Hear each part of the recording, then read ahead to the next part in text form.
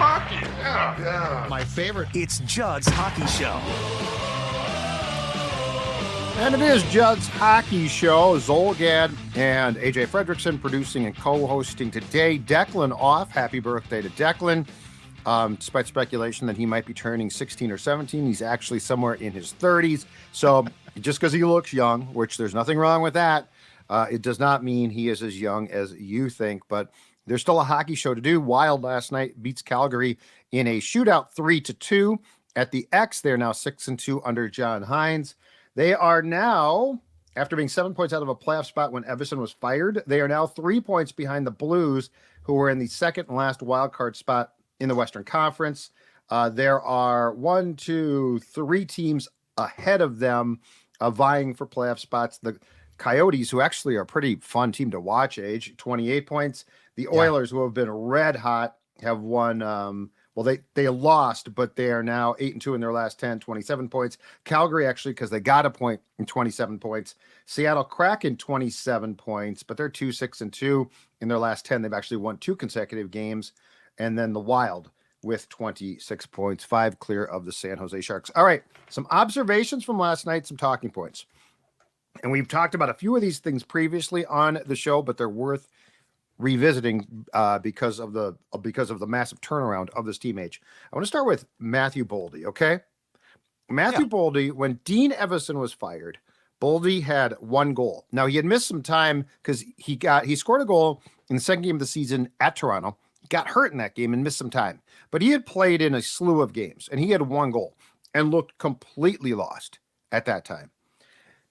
In the 8 games under John Hynes, he now has his goal last night, and this doesn't include his shootout goal. His goal last night to open the game gives him 7 goals in 8 games, 8 goals on the season. And this is the Boldy we all know exists. Yeah. Like I kept seeing when he was struggling, I saw, he had this type of thing last year too, where he just got hot for a little while and then he disappeared. But this is the Boldy that we know exists. And here's one thing, and this goes back to our show that we did on Monday that I like. I think that it's great that John Hynes has put Boldy on the top line. Mm-hmm. I think it's outstanding that Boldy is, it's clear he's a confidence guy. And look, lots of players are. But his confidence is sky high right now.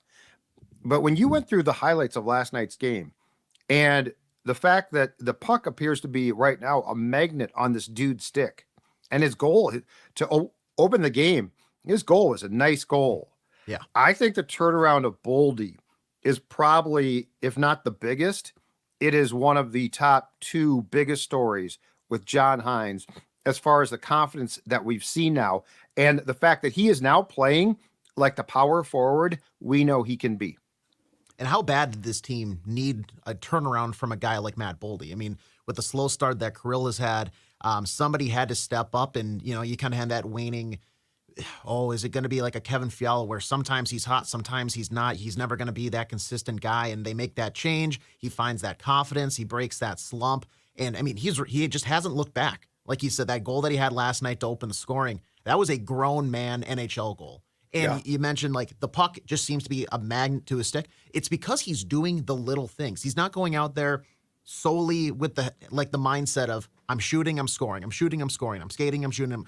He's doing the little things, and that's exactly what led to that goal. He anticipates the pass up the half wall. He crashes down, gets a body on a body, and then quite literally just shoves a man off the puck.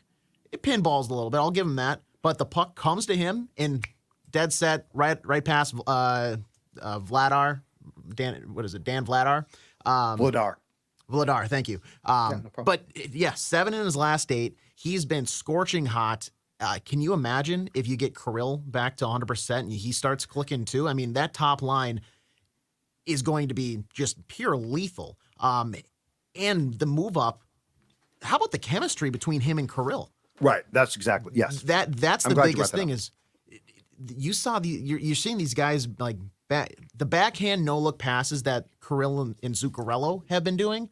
It's cute. But the thing is, now it seems like it's purposeful. It's not just making the pass for the sake of, oh, I see you over there, let's try to get it to you. It's, I'm giving it to you because you're in a better position rather than me taking the shot here.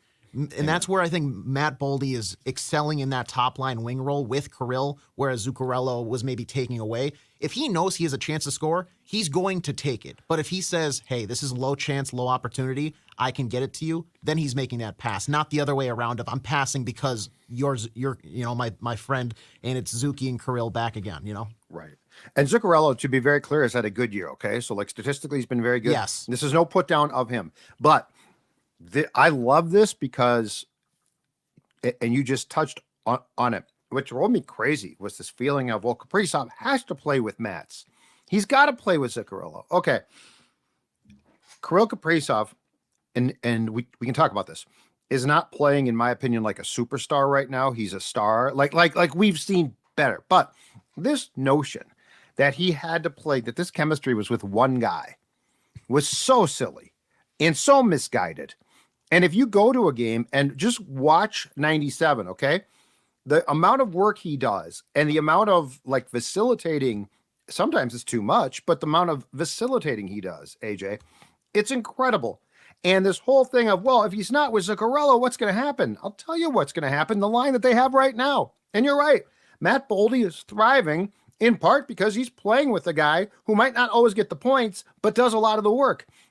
So, like, I love this. I love this. This is why, and I'm not Mr. Juggle lines all the time. Like, I wouldn't do it consistently. I think they found something right now. It eventually won't work as well. They'll break it up, but it's working right now.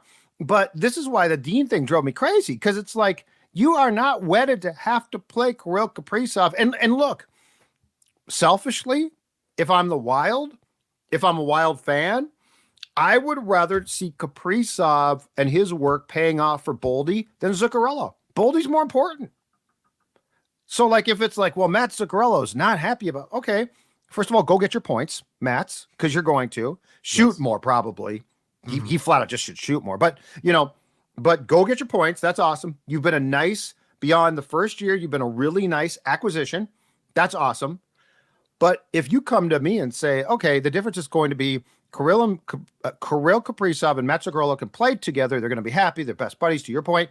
Or he could play with Boldy, who is going to get a ton of confidence. AJ, that's not even a question for me. I'm putting him with Boldy 10 out of 10 times. Yeah, because you're seeing the payoff of what Matt Boldy is when he's confident. It's a different player. And to be clear, to kind of backtrack my statements, yes, Matt Zuccarello is not having a bad season by any means. I think there's nitpicky things because of just the position that he was put in. Right. For instance, I do want to see him shoot more. And then about Kirill, he's had a slow start, but that's because I think from what the history is there, the bar is incredibly high because of how good we know he can be. He's still playing better than what a lot of guys are in the league, and that's not to take anything away. But this payoff that you're seeing now for the tandem of Matt Boldy and Kirill Kaprizov, I know in the commercial you have the tandem bike with Zuccarello and Kirill, but hey, believe it or not, they can each have their separate bike. And now that pedaling is being done with Matt Boldy, and you're seeing, just immediate payoff. And like you said, it's going to get stale. It's like a loaf of bread. Eventually, you're going to have to go and probably get something new from the store. Maybe you'll get whole grain. Maybe you'll get wheat. You'll get rye bread. Doesn't matter. Oh, I like whole grain. Right? Yeah. Some butter on that too. A little butter. Oh, yeah. A little peanut butter on top. Yeah. But yeah, you're going to have to switch up the bread eventually. But right now, this classic Wonder Bread white bread, it's working. It's working. The sandwich is coming together, and that's kind of what you have to make your sandwiches out of for the time being until that bread goes stale. So keep this tandem. Boldy and Kaprizov on that top line has been a lot of fun to watch, and it's paying off rather quickly. And I also love the fact that Boldy got hot, and then they put Kaprizov with him. And so, like, his confidence right now is out of this world, and it's hard to believe that, essentially a month ago or less than a month ago, his confidence was completely shot. He had one goal, and he was the guy they kept talking about. We've got to find a way to get him going, and John Hines has done exactly that. Okay, on Kaprizov, so I went to the game last night, and I took the field glasses so I could watch him closely. I took the field glasses. Now, the press box is a great view, but as you know, it's It's not close. No. So I wanted to watch Kaprizov in particular because he's always done so much behind the scenes. Like he's a hard guy to watch on TV because you miss a lot of his work. Like you don't miss his great moves, but you miss the work. And you know, I will always say this: he plays like he's on a fourth line, works his ass off, but then he's got these, you know, he's got these mitts of just gold. And so I'm watching him last night because I'm like, okay, I wanted to look at him for extended periods of time on shifts and see what he's doing and not doing. Because yes, statistically, he's still been very good. He has 24 points in 27 games. But the flip side is he's a -5. He's got 8 goals, 5 on the power play. So we're almost to Christmas and he's got 3 5-on-5s. That's not Kirill-like. No. But I also refused, and this might be Pollyanna naive of yours truly, but I also refuse to believe that he has like suddenly sort of decided not to work hard.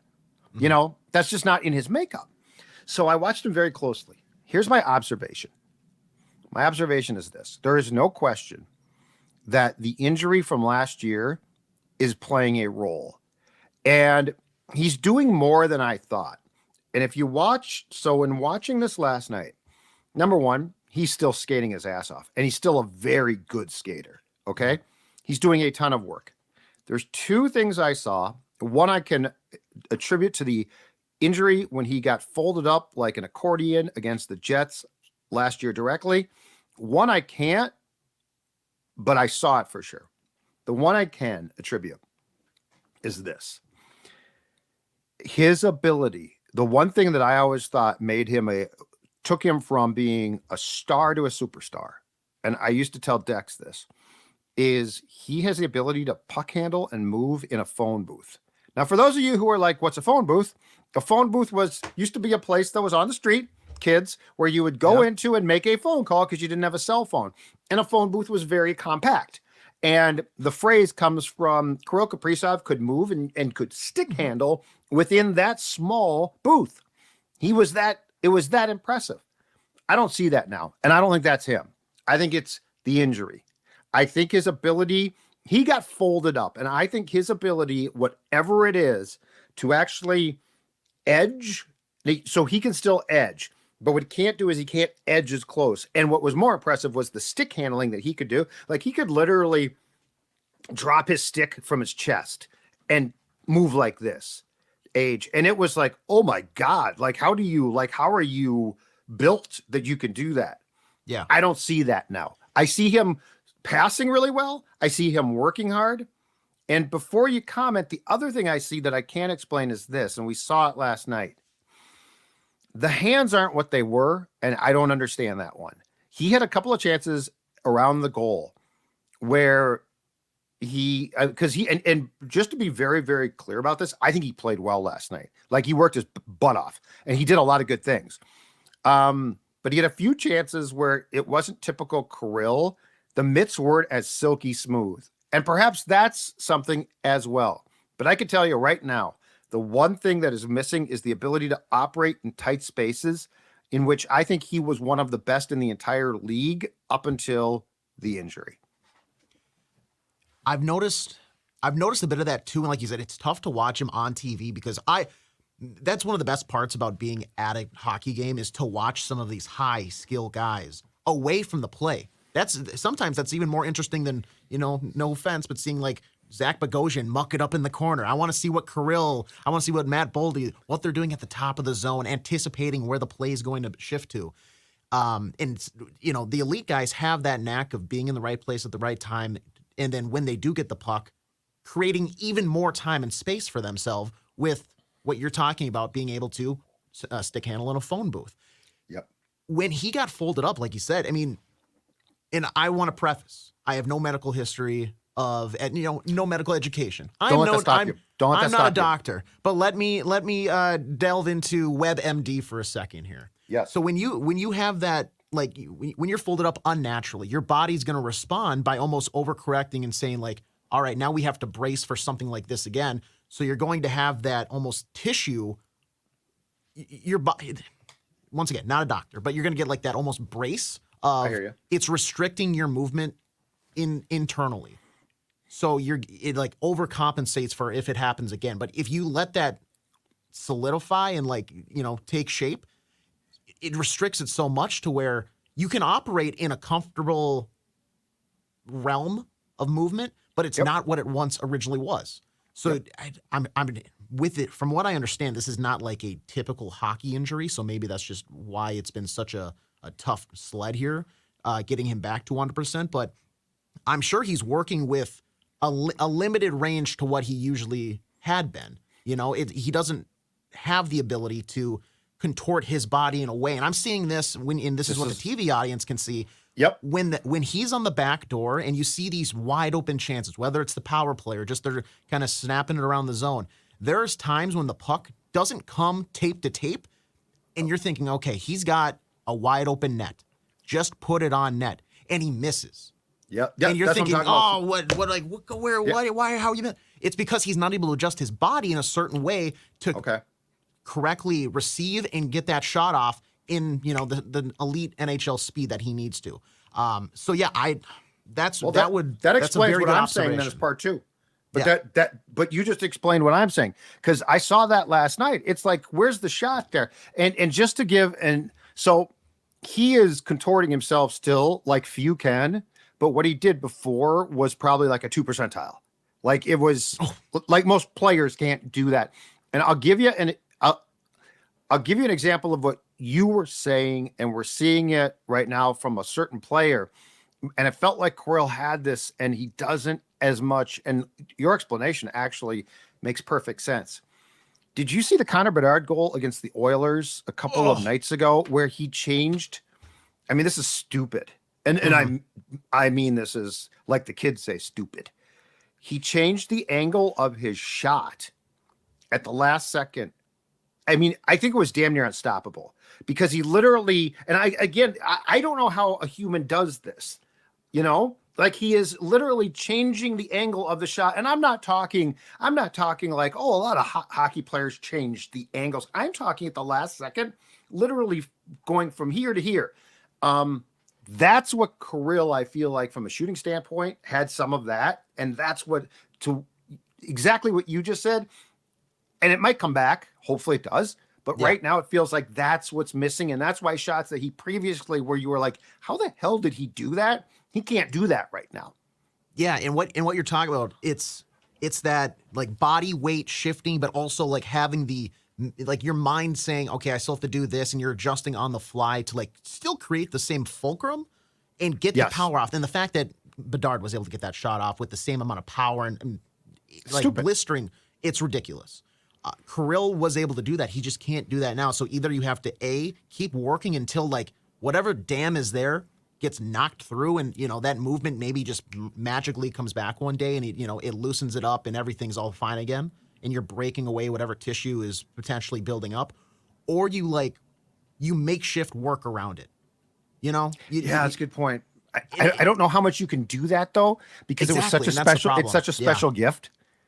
It's such a special gift, and I mean, he's still a star and he's still playing well. I'm not. This is one where I'm not down on him. I'm not.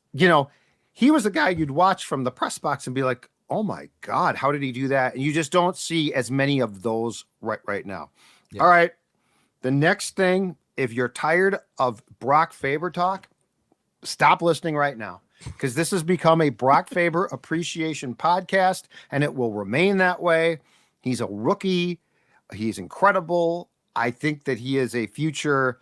If he does not become at some point soon, I don't think it's going to be this season, but at some point soon, if he does not become a Norris Trophy contender, put the award in the garbage. And I know he doesn't score enough points. I don't care. Yeah. So 2 things. First of all, yesterday, the Wild is down Brodin, as we know, and Spurgeon. Spurgeon day to day. All right. Brock Faber. Brock Faber is a rookie. Yes. And by the way, the Kevin Fiala trade is now a steal, and I don't mean for the Kings. It's an unfair trade. It's a steal for the Wild. Brock Faber plays a career high 30 minutes and 8 seconds last night. He is still, according to the ESPN Wild Stats I'm looking at, he's still second on the team in time on game per on ice time per game. Brodin is still at 23:59. Faber now 23:42. But here's the incredible thing. So this was John Hines' first OT foray, right? First OT game. So we got to see his 3-on-3 combinations. And without Spurgeon and Brodin, and I don't blame him one bit, but what I'm about to say amazes me. He allowed Brock Faber to take 2 shifts in a 5-minute overtime, both lengthy. The second one, Faber got caught out there, fell down, exhausted, and Hines talked about this post game, and still made a play. I have only one question for you. How does a rookie defenseman look like he has been in this league for 6 years?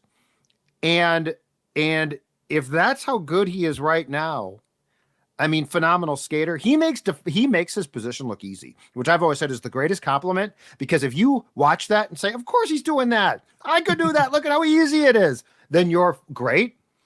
AJ, this kid I could talk about him every podcast. It is unbelievable. And to have played as much in OT last night, to get caught out there, I mean, if that had been our guy Suits, he would have laid down on the ice and Calgary would have scored the winning goal. Forget about it. Judd, when is it too soon? And maybe we've already passed this point. Maybe it's just fine. When is it too soon to start talking about them extending Brock Faber almost indefinitely? What? Give this guy an extension ASAP. When the cap comes up, I'd get him under contract for as long as possible. Yeah, and granted, he still has, he has next season, and then it's a RFA in 25-26 heading into that year. And good news for the Wild, that's when the cap hit penalties for Parise and Suter's buyout drastically drop. I want to say it's going to be like 1.4 and some change or something like that at that point. But God, he is just amazing. It's crazy to think that you're watching that game last night. 60 minutes of hockey plus some change with overtime. But just for regulation, half of the time that they played over it, technically with the extra 8 seconds, he was out there. Over half the game, if you're watching, he's out on the ice as a rookie. I know. And he's not a liability. He's the opposite. He is creating that calming feeling on the blue line.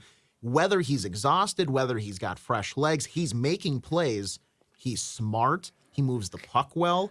Like it's incredible. He is if you would have told me when the Fiala trade was made that this guy was going to be at this level, like this soon, I said, oh, sweet. That means, he developed awesome. He's 28 when he's doing this type of stuff. 30 minutes on ice. We're talking about him in this way. Nope, he's a rookie.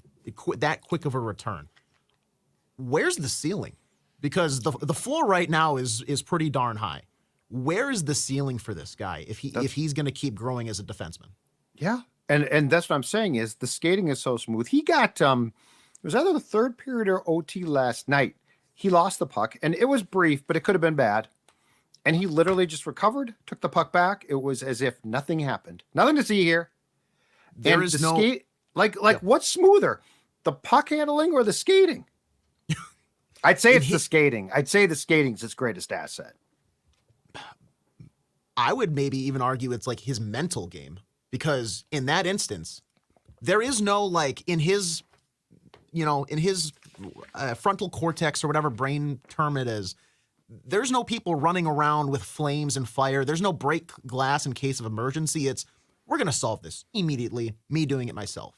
If he turns the puck over, he's going to figure out a way to make it right, get in the right position, or just take it back. Like you said, he's so calm out there. His BPM the entire game must just sit level.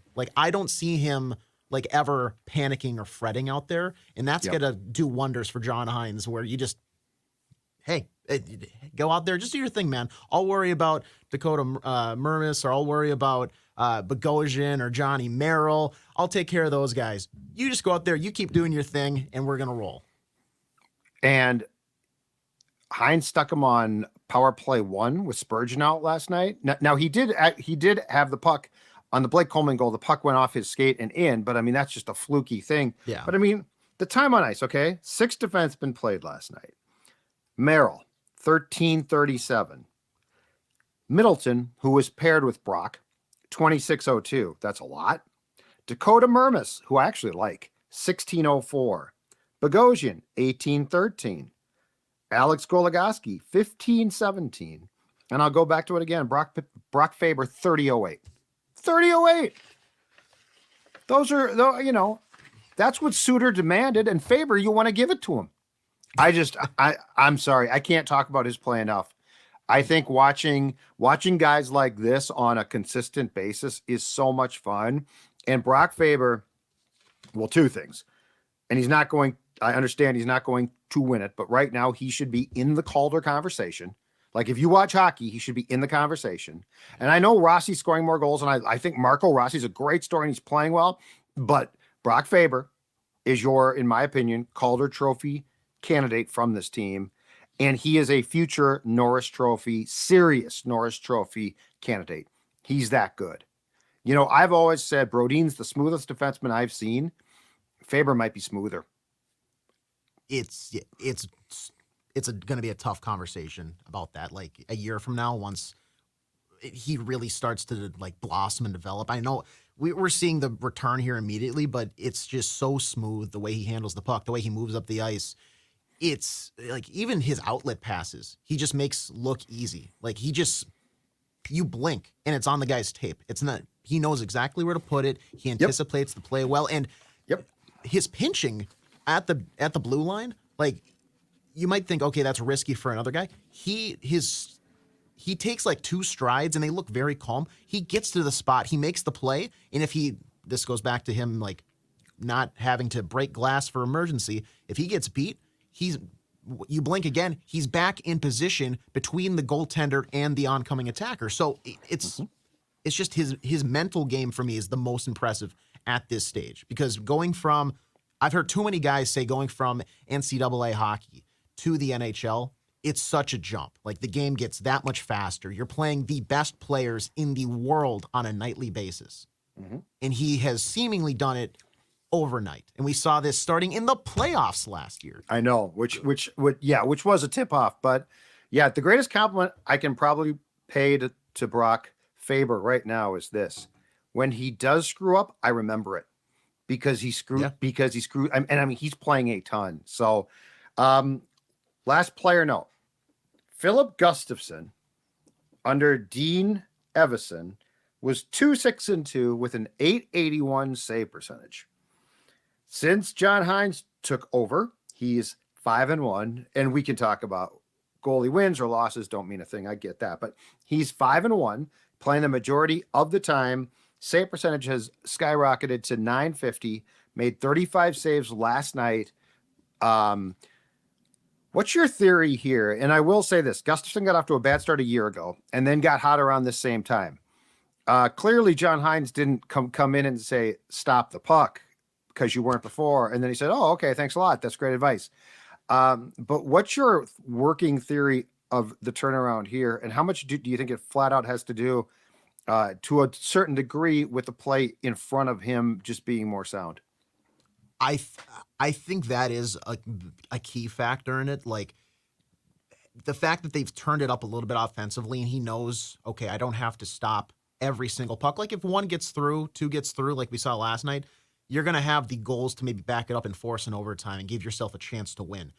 But it's maybe the guilt factor of okay, Dean gets let go, you move on, and hey, I've been playing bad, we've been losing games, maybe that's on me. The goalie position is so mental that maybe that hit him worse than if he was a winger up top, not being able to score as often. So that type of turnaround, and it's interesting because we saw last night, they're doing it without Jared Spurgeon or Jonas Brodin, and we know Spurgeon's day-to-day, so that's a fairly new removal. But just the mental aspect of him, same thing with Boldy. Maybe it's just there was a little confidence there where you get that first win to start the season. you quickly get down kind of on the low road, and clouds roll in, gray skies, thunderstorms, and maybe it just took a win here, a shutout against a not great Seattle team offensively, I should say. And God, he's back. The stat last night, 35 stops. Mm-hmm. He had a 2.34 goals saved above expected. Like, he was bailing out the Wild last night, and that's not the type of saves that the Wild were getting from him early in the season. No, it was. I don't know what it is. Is he just seeing the puck? Did he get LASIK and we just don't know about it? Like, what is happening?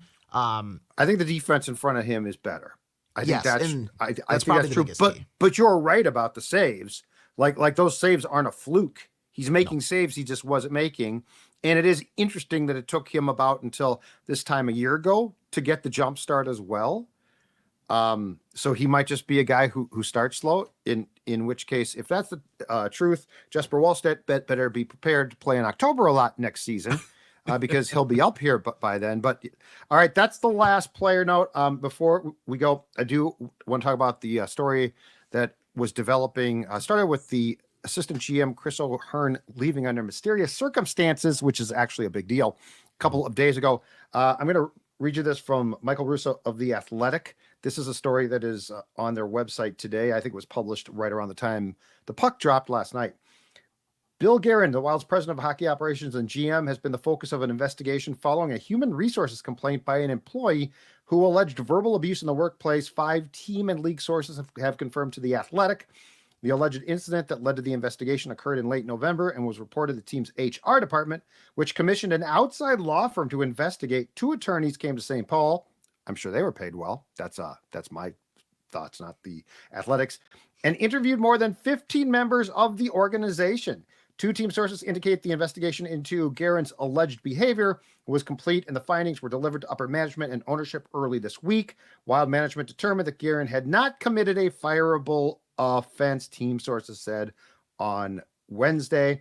And then late in the story, Russo reveals that the person who filed the complaint, Andrew Height, the Wild's director of team operations and player relations, who has been in that position for 10 years, and actually I think was on the Twins PR staff before that. All right, so there's a lot we don't know here. Yeah. And it's definitely, it's weird because there's some bad stuff in this sport. I mean, the Blackhawks are the poster child for that. There is some bad stuff here. I've always found it, but I find it intriguing because I don't know, Age, that hockey culture, especially with guys like Garen who played back in the day, and the 2023/24 HR dynamics of life actually mesh. Hockey players can be the nicest guys. The culture's weird. There's some disturbing stuff. And there's definitely, how can I say this, some admonishment that goes on that wouldn't be accepted in a 9 to 5. I don't know enough to comment on exactly what's going on here. But I will say this, and it's sort of the unexplained tentacle here. But Chris O'Hearn, the assistant GM, who left under mysterious circumstances, and it's very unclear why he left, and it's very unclear who pulled the plug, if he did or the team did. He was their salary cap guy, and he was their guy that kept them in compliance. And because the Wild is so up against it, this is a daily thing. Like, you're literally calling guys up at a certain time to manipulate the cap. You don't put Brodin on LTIR immediately, not because you think he's coming back soon. You do it to manipulate the cap. So this loss to me is very interesting. I don't know. Garen's front office really is not that big. Like, there's not a lot of soldiers around him. So I'm very curious to see how this shakes out. I'm also curious to see from Garen's standpoint, and I like Bill personally, but I'm curious where this goes, because it seems like when you have a situation like this, sometimes it's not the first or last one. So if you're asking me, on a scale of 1 to 10, what's my cause for trepidation and concern? I'm not dismissing this thing. I'm saying it's a 6 or 7, because once you go down a slippery slope like this, first of all, more might come out. And second of all, you do have to have an environment in which people want to and are comfortable working. And we have to get that in 2024, the environment that some people think is comfortable, other people who can be very important don't. And the prime example, and I have no idea about like if there was abuse here verbally. I'm not saying that there was, but look at the culture change with O'Connell from Zimmer with the Vikings, right? Like Kevin O'Connell's a good guy, and he's worked, and now he's a competitor, and he can drop an F-bomb with the best of them too. But I also think he's worked very hard, and the Vikings have, to establish a very modern day culture. The Wild have to be careful, and I don't want them to have to walk on eggshells, but I also want them to be cognizant of the fact that you want people to work for you. Yeah, and I think that you're spot on with the how well does like today's landscape of social interaction mesh with the behind the scenes, maybe what a lot of casual people or just fans in general don't see in the hockey world. If you go back and watch any like mic'd up, which is honestly pretty crazy that this is out there, but that like mic'd up NHL players talking on the ice to one another, like even 2000, some of the stuff they're saying is insane. Like compared to like if that you mean the Trottier Bellows Kevin Stevens thing on YouTube? There's some. Oh my God, yeah. Because it seems like once a season now you have something that comes up where there is an exchange on the ice, and we get the lip reading experts from across the country. They said this. They said this. Oh, actually no, and this is how it should be interpreted. I'm in the same boat as you were. I'm expecting more to develop from this, just because it's the curtain. Once you start pulling it back, right, you're going to see a little more and a little more. And it would be great news if whatever this is, it gets looked at, and that is kind of what it is. But it seems like it's always an iceberg of there's something else under the water. How bad it could be allegedly is, a conversation for another day once that stuff does sort of develop, if it does. But it kind of is like that old school hockey meets new school PR and just social interaction. You're walking that tightrope very casually, and so you almost have to just tighten it up. I don't know what there is, and there's really still not a lot of information on this, which right. That's exactly the frustrating part, is to have a conversation about it. There's a lot of what ifs, and maybe there is, and we don't know. But until we have more information, there's not really an in-depth talk that we can have, unfortunately. And look, I mean, just to be upfront, this is not a show of choir boys. No. Like this is not, and so I get Garen, and I get where he comes from as far as his playing days go. And the 80s into the 90s were a very different time.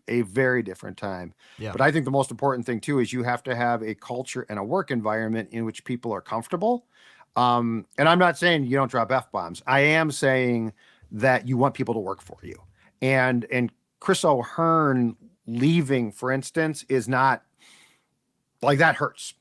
Yes. Like he was clearly good at what he did. And so, I feel like part of this case is probably done as far as the investigation goes, but I'm with you. I don't know that this thing's done yet. And that's going to become a very important part of where this franchise goes going forward. All right, Age, great stuff. Appreciate the time. Fantastic analysis of things. Back soon with another Judd's Hockey Show. Thanks for watching.